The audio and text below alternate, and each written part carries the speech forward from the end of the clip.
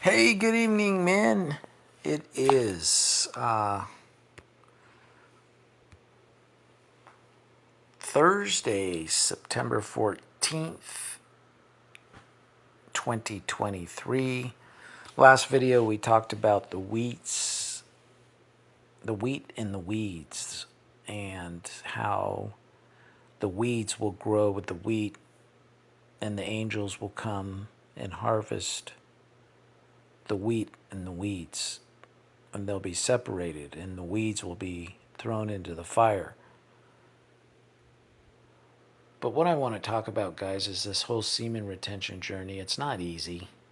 It's hard. And even though I am on day 339 days of retention, it's not easy.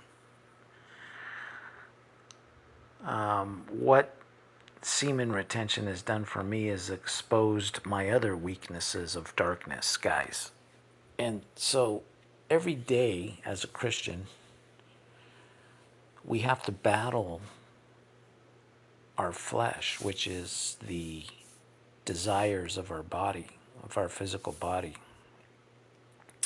And it's not just sex, guys.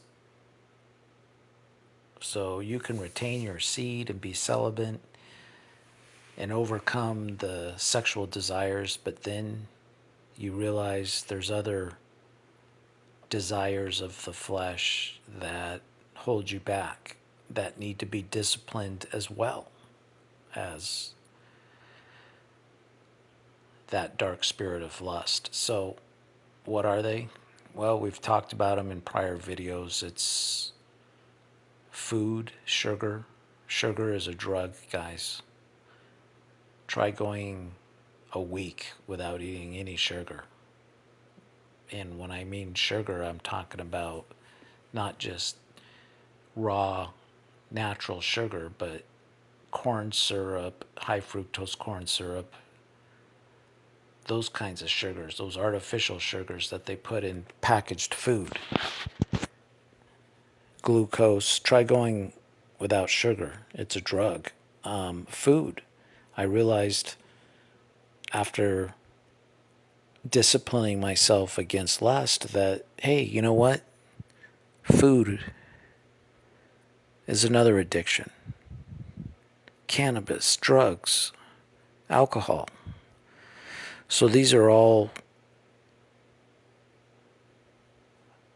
pleasures of the flesh that I am attempting to overcome. And you can be celibate and put away the lust, but then all of a sudden you have other dimensions of your life that are dark that need to be taken care of. If you are indeed wanting to follow that pathway of righteousness. So what we're looking at is Matthew 7, and it talks about the narrow gate, verse 13. You can enter God's kingdom only through the narrow gate. The highway to hell is broad, and its gate is wide for the many who choose that way. But the gateway to life is very narrow, and the road is difficult, and only a few ever find it. Why? Because it's hard, guys. It's hard to crucify your flesh on a daily basis, to wake up and go against the natural desires of pleasure to the flesh, to the body, to the physical body and the mind, which we just discussed. It's not just the lust and the sex, it's the food and the narcotics. And there's other things, guys. There's people that lust for power, to control people.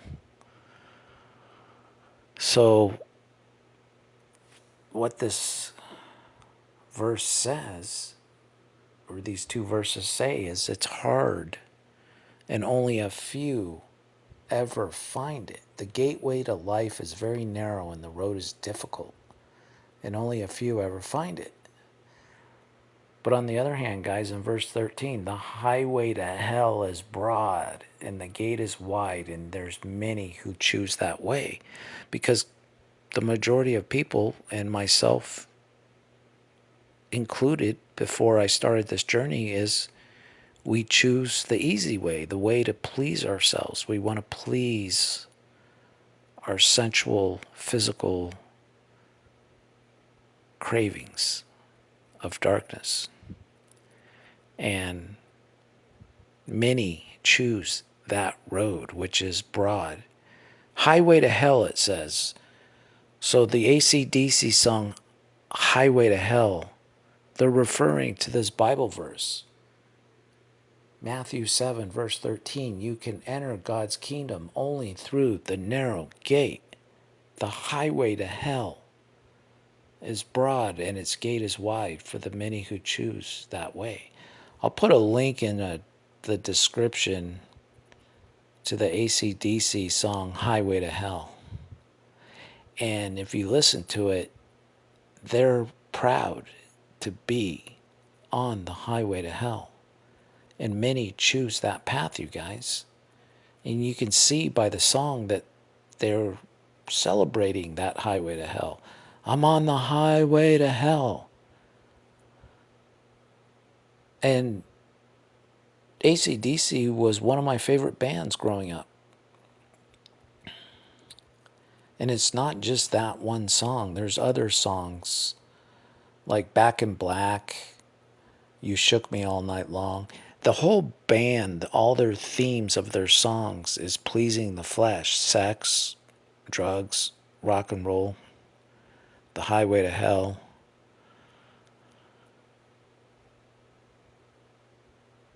So many people choose the darkness and they celebrate it, you guys. Now, let's close with a few more verses because we talked about the separation of the weeds from the wheat. And now there's another metaphor, the tree and its fruit. What does that mean, the tree and its fruit? Well, it's similar to the weeds and the wheat.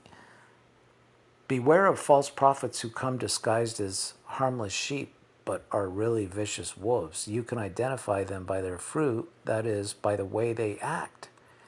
Can you pick grapes from thorn bushes or figs from thistles? A good tree produces good fruit, and a bad tree produces bad fruit. A good tree can't produce bad fruit, and a bad tree can't produce good fruit. So every tree that does not produce good fruit is chopped down and thrown into the fire. Yes, just as you can identify a tree by its fruit, so you can identify people by their actions.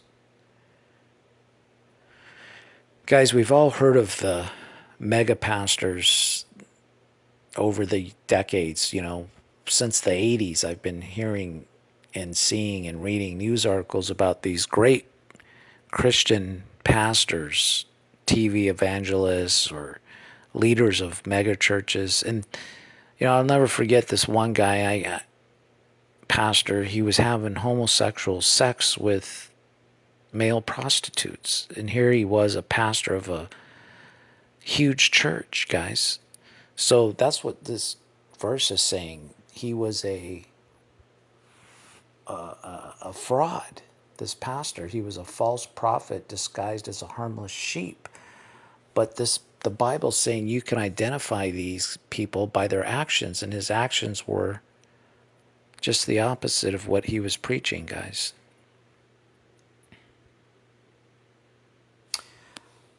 One more. Verse 21, not everyone who calls out to me, Lord, Lord, will enter the kingdom of heaven. Only those who actually do the will of my Father in heaven will enter. On judgment day, many will say to me, Lord, Lord, we prophesied in your name and cast out demons in your name and performed many miracles in your name. But I will reply, I never knew you. Get away from me, you who break God's laws. So, guys, that's it. Have a great night. We'll talk to you later.